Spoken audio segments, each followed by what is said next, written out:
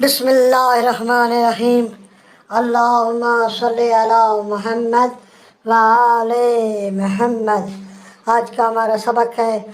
مکتوب number 53 part 17۔ مولا امیر کائنات علی بن ابی طالب علیہ السلام نے فرمایا،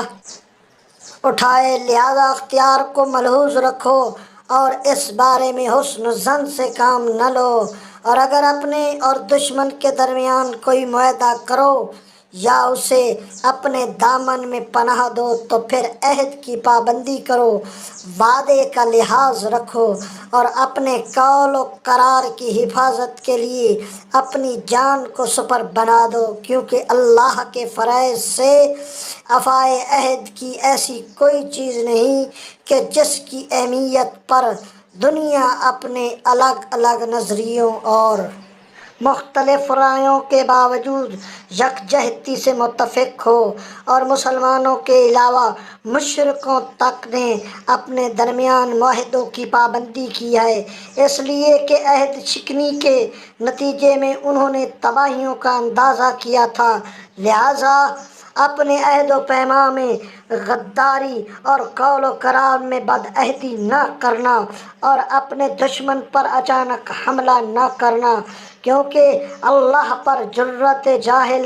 بدبخت کے علاوہ دوسرا نہیں کر سکتا، اور اللہ نے عہد و پیمان کی پابندی کو امن کا پیغام قرار دیا ہے کہ جسے اپنی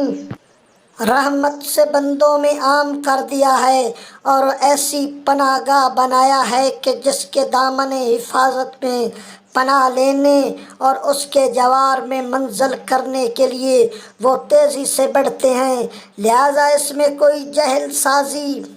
اور فریب کاری اور مکاری نہ ہونا چاہیے، اور ایسا کوئی معاہدہ کرو ہی نہ جس میں تاویلوں کی ضرورت پڑنے کا امکان ہو، اور معاہدہ کے پختہ اور طے ہو جانے کے بعد اس کے کسی